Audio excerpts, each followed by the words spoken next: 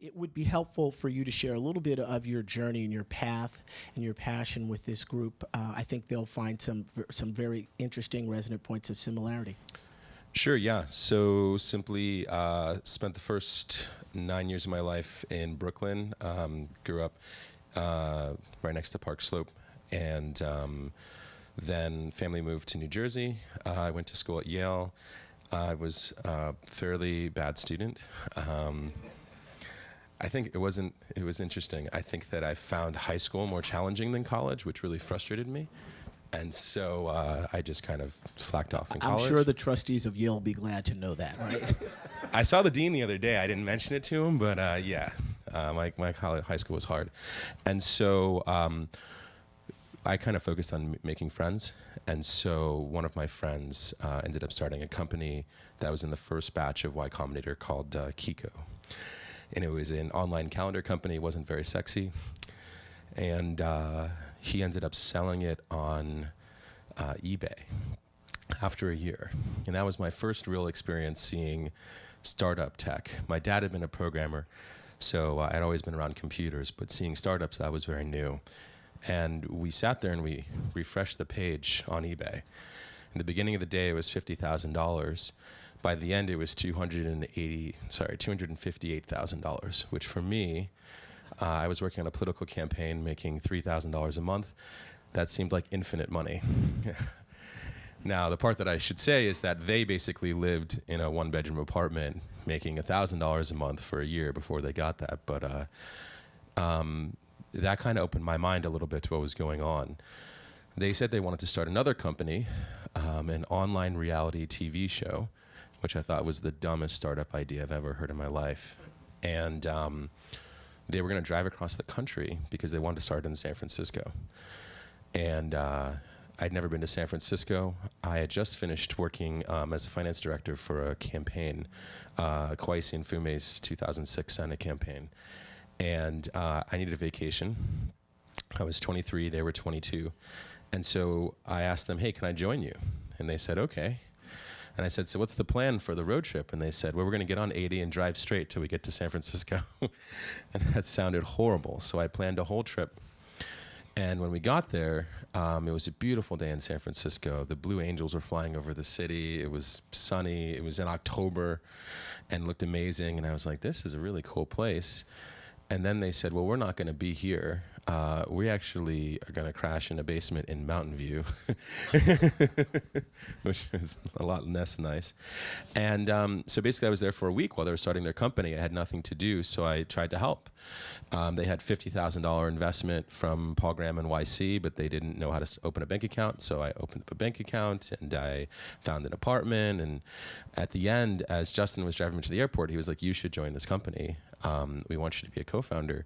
And I was like, this is a horrible idea. Why would I want to do that? And he said, just think about it. I flew across the country, and long story short, 2 weeks later, I had given up the lease in my apartment. I had kind of broken up with my girlfriend, and I had moved across the country for the first time. What is kind of breaking up with your girlfriend? Kind of being pregnant? As your moderator, you do not have to answer that. Thank you. That's a good one to dodge. So anyways, that kind of entered us into the world. And then what I loved about the world was that it was sink or swim. It was the first time I felt like it was something hard to do.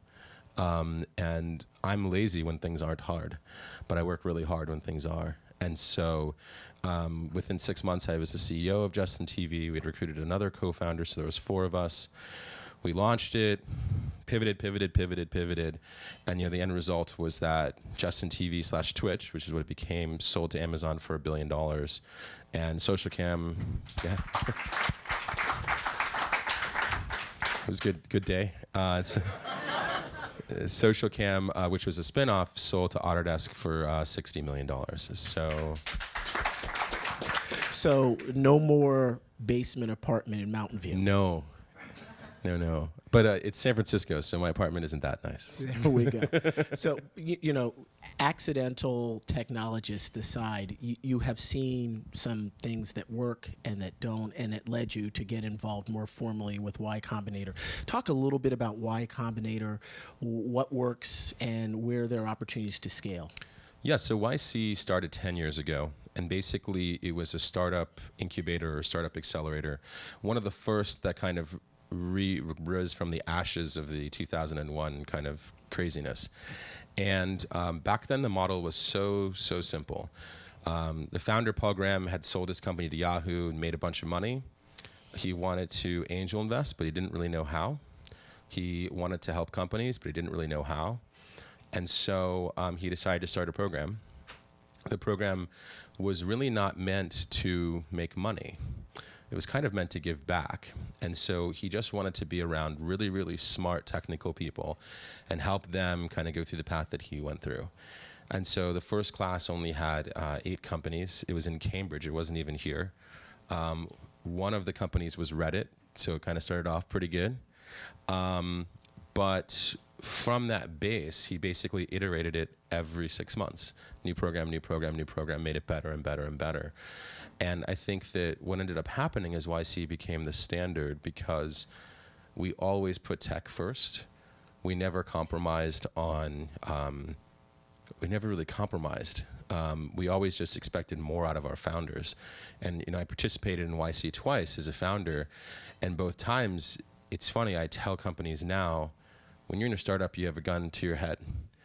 Y Combinator just puts 2 more to your head. And turns out that good founders respond, bad founders don't. And so today YC in the last batch accepted 118 companies. There were about 6,500 companies who applied.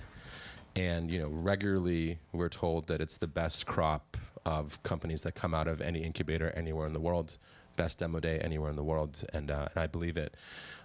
If you look at the last demo day we had, I guess 2 ago, the last one we had was last week, but the one that occurred last summer, those companies raised cumulatively $170 million in the demo day and the 3 months afterwards.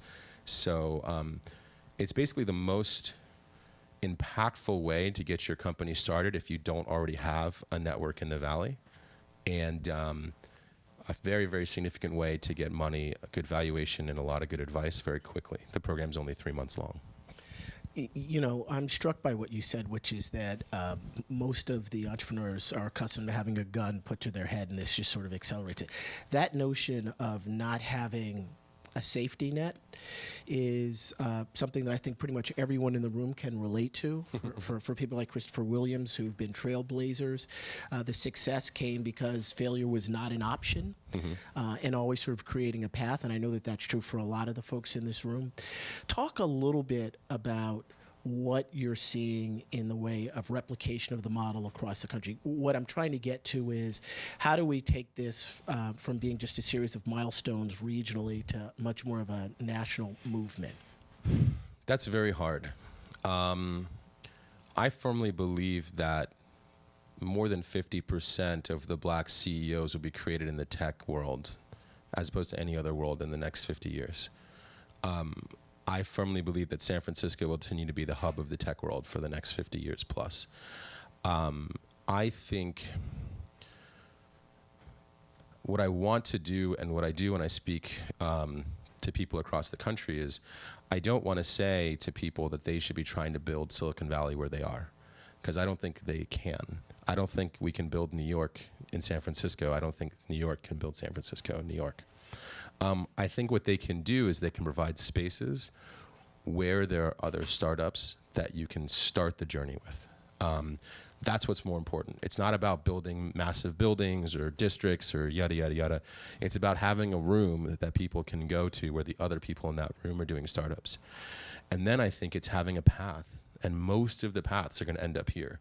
So it's having someone here to kind of catch the good ones, bring them into the system, and make sure they're doing what they need to do to be successful. And so that's what I try to do. When I go around the country, when I go around the world, I tell everyone that I meet that interacts with startups, if you see a good one, I'll spend an hour with them on the phone personally. And if I think that they're good, I'll do everything I can to get them into YC.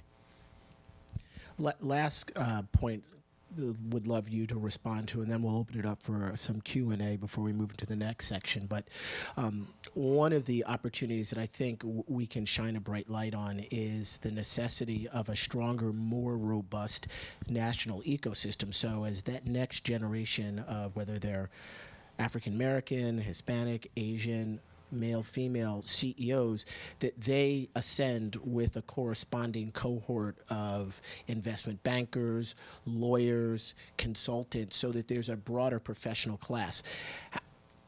How troubled are you by perhaps the lack of consistent growth across all the professional aspects? I mean, I think that there's definitely,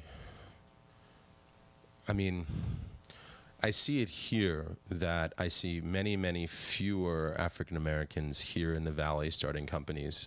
And a lot of my friends who were successful and who've made money have not made their money here.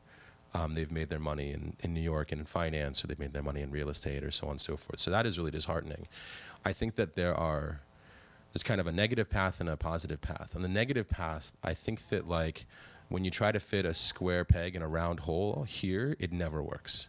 So people need to understand the rules of this game, and they can't just kind of move in and expect success. I meet far too many founders whose startups are fundamentally and fatally flawed, who try to ignore that fact and come out here, and they're almost all universally not successful. I think on the flip side, I think there are so many opportunities to help the people who are good at math and science pivot towards programming and CS and then get out here. And I think that that is going to be the base. And I think they're going to bring all those amazing professionals that they're friends with into their companies. That network is going to be their competitive advantage.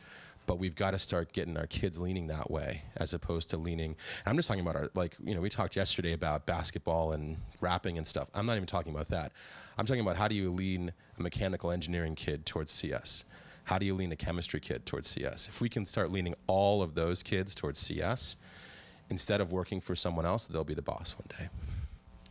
Okay, so I lied. I said one more question. I have one more for you. 2 phenomenally transformative exits.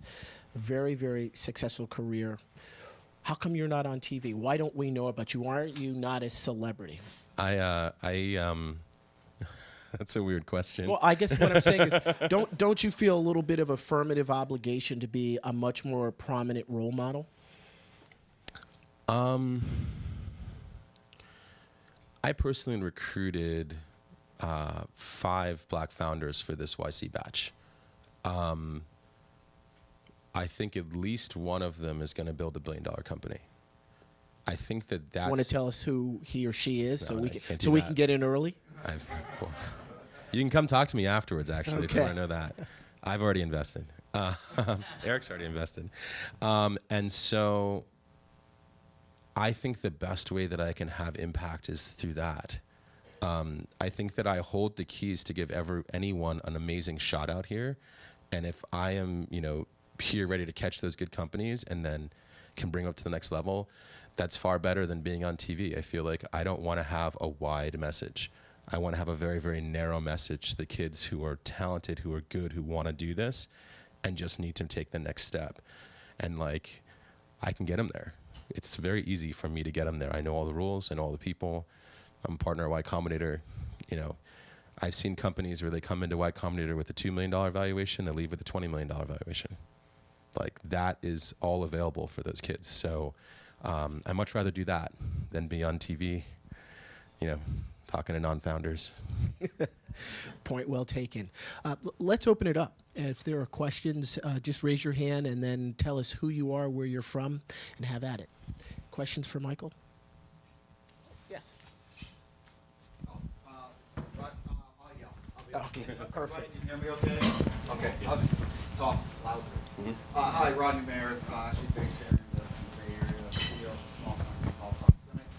To your last point, and I guess to the question on the floor, is there a sense of, we have had an offline conversation, had one yesterday, is much of the game today kids need to see it in order to believe it. So the kids need to see you, to his point, on TV, talking about your success or saying, hey, here's how I did it, I took a chance. Is that part of it? Or how does a kid in Brooklyn, I grew up in East Flatbush as well, right? So how does a kid in Brooklyn going to Brooklyn Tech know I need to come west, I need to drive across 80, I need to get out there and get this guy? How does he or she find you?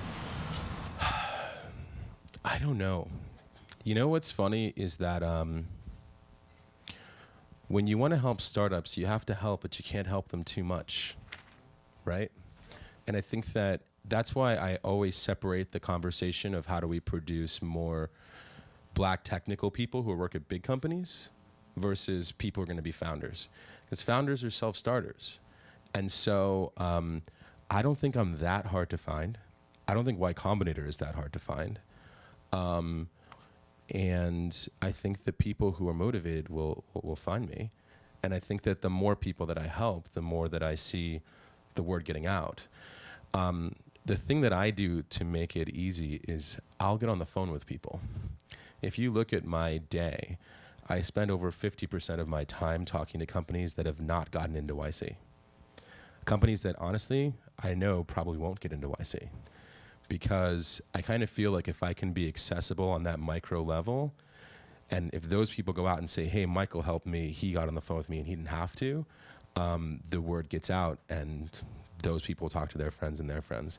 But I feel like it's far more effective for me to do it that way, because then I can be, I can't give startup advice to millions of people at the same time. It doesn't really work that way.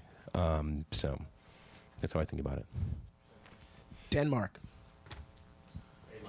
Denmark West. See, apparently the crowd doesn't approve of me asking you questions.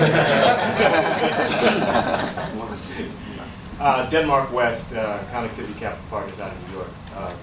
Thank you for being here, Mike. Quick question for you.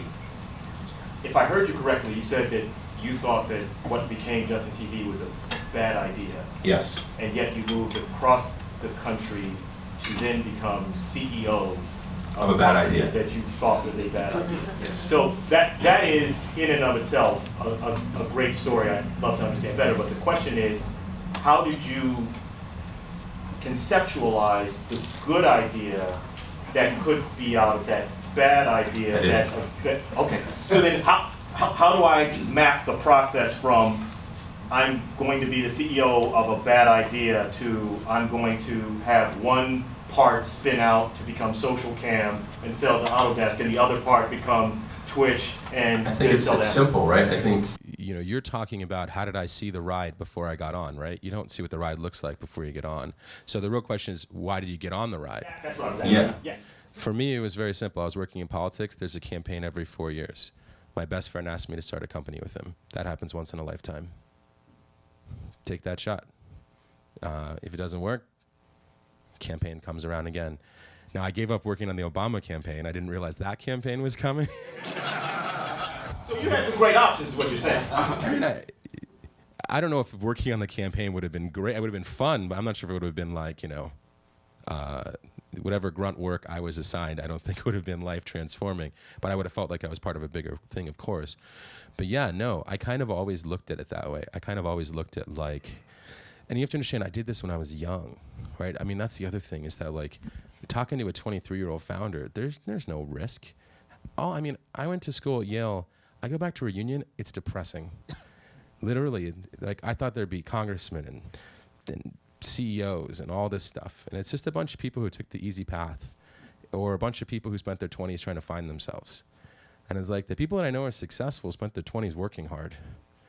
And so, yeah, that was the call. It also helped that they had $50,000 funding, which I thought was like an infinite amount of money.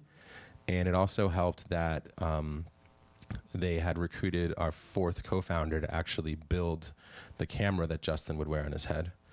But I mean, it still didn't look like a good company. Nobody wanted to invest, so. But yeah, that's why. That's how I made the decision. Well, you heard, one last question from Hank, and then we'll wrap up. Tell everyone who you are. Hank Williams. I'm a tech entrepreneur. I also run a organization called Platform focused on this issue, diversifying innovation economy. We have an annual conference coming this October. Hope you're all there.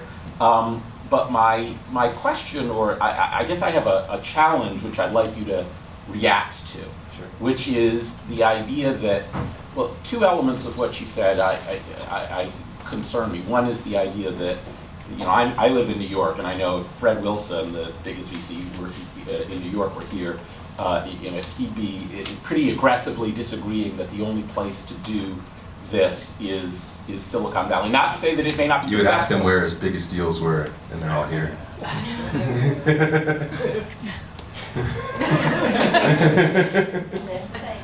So the point is, I mean, you know, clearly Silicon Valley is ahead of New York. No question about that, and I'm not debating that. Mm-hmm. But you know, everyone isn't going to be I mean, the circumstance that you described, particularly for a young kid of color riding across the country without a safety net and without, I mean, it's not going to happen.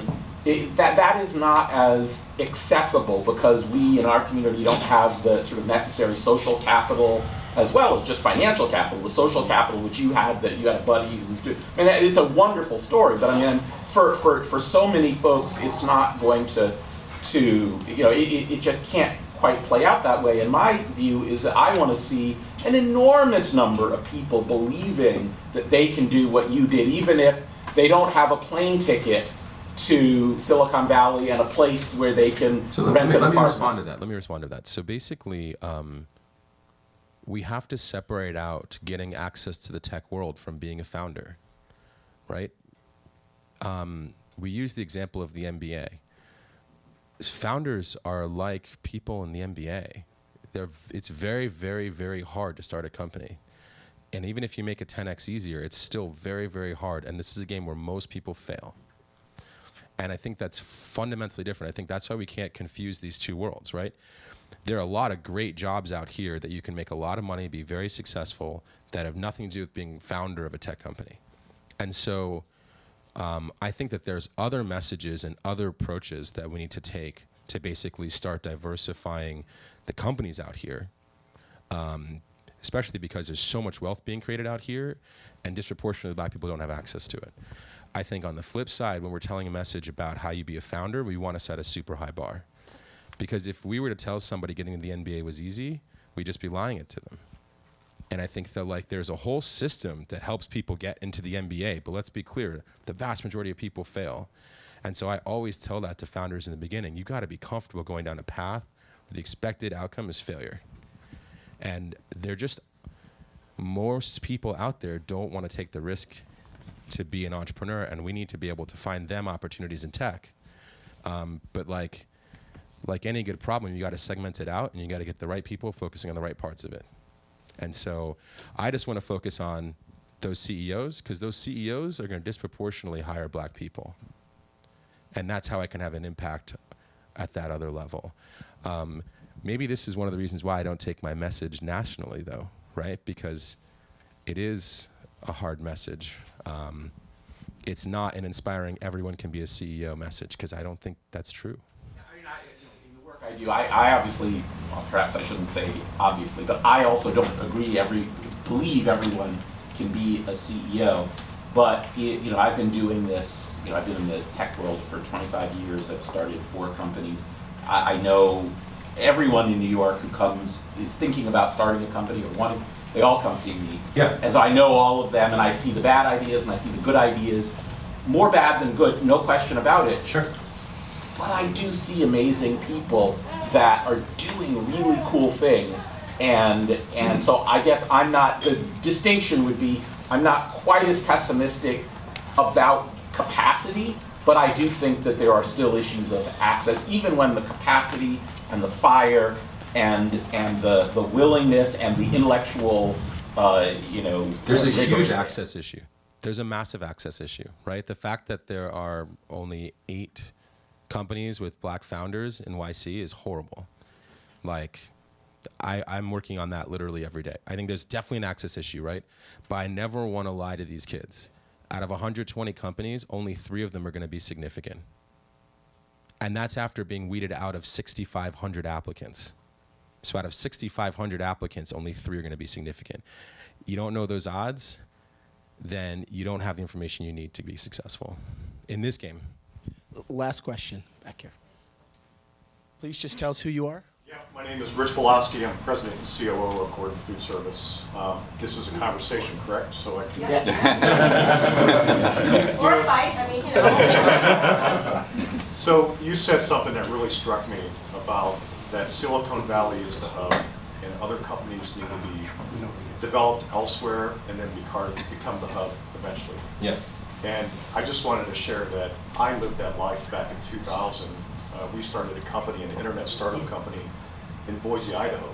And the reason why we started it in Boise, Idaho was because from a startup perspective, there was abundant talent and it was a lower startup cost. And so I remember sleeping under the desk. I remember not making payroll. I remember, everything that you probably lived, Yeah. I lived it. And I did it for 4 years. We ended up selling that company to a Silicon Valley company, and it's thriving, it's doing great. But from an incubator standpoint, it made a lot of sense for us when we started this company. It started elsewhere versus here, and it became a Silicon Valley company eventually. So I just really support what you're saying, that is a great approach. Yeah. I love that approach, as opposed to trying to replicate Silicon Valley in Idaho, right, which is hard. And, we have the same haircut, so we Last word right up front. Tell us who you are again. Yeah, I'm Clarence Wooten. I'm a serial entrepreneur, founder of VentureFund.io, which you'll all hopefully hear a lot more about in the near future. Michael, you and I have talked. Hank, you and I have talked quite a bit. The reason I wanted to really go back to the debate that the two of you guys were having. As you know, I spent my entire career as a serial entrepreneur being based in Maryland. Did a startup, exited that startup successfully, sold it to VeriSign. Almost moved to Silicon Valley in 1998, and I regret not doing so, even though I had a success, even being based in the Maryland, Northern Virginia area. Didn't come out here to 2011 when it finally dawned on me, really what you're talking about. The tech industry is a lot like the entertainment industry, a lot like Hollywood, no different. You can be an independent filmmaker or an actor and live in any state in this country and be somewhat successful, but you're not going to become Denzel Washington or Tom Cruise or Will Smith unless you move your ass to Hollywood. That's really the bottom line at the end of the day. And so once I finally came to that conclusion, I didn't want my founder, my serial entrepreneur talent to go completely to waste, so I got my ass out here 4 years ago and got into the ecosystem. Now I have relationships, that really was Shervin Fisherbar that kicked me in the ass and said, Clarence, get your butt out here. So now I'm here. But that's really the difference. And New York can be Broadway, right? But it's not going to be Hollywood. It's as simple as that. I'm not arguing that just to be clear, I'm not arguing that Silicon Valley isn't the Mecca, but I worry if we, when we speak in absolute terms, we take someone like Clarence, who would not have come to Silicon Valley at the beginning of his career, and he was already successful when he moved here. He had exits. I want to, maybe it won't be a unicorn, maybe it won't be $1 billion exit, but Clarence is actually an example of what I'm talking about. But it's my job to find Clarence and get him in YC. And if I get Clarence in YC, even if he decides to go back, at least he goes back with his eyes open, knowing exactly what exists out there, and that's the best I can do. Look, that's. Yeah. I don't argue. I'm not arguing against that. I want to have a positive.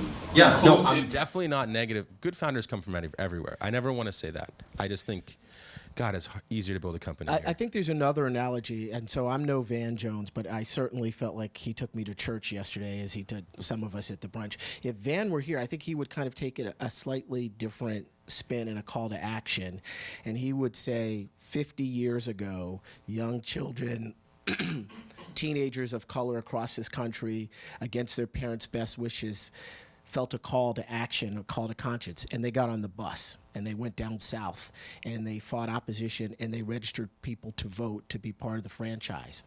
And so whether it's Boise, Idaho, whether it's Silicon Valley, whether it's Washington, D.C., the geography is a secondary issue. What the opportunity is here, and we're going to shift in a minute and talk about something much more fundamental, is the transformation about getting young children of color at every stage to understand that this is the new currency, this is the new universal language. And so whether you speak it with a San Francisco twist or an Austin twist or whatever the twist is, you're speaking the language. And so there are many different roads. I think that's your point, Hank, but we're all headed on the same journey. So with that, join me in thanking Michael again. This is awesome. Thank you.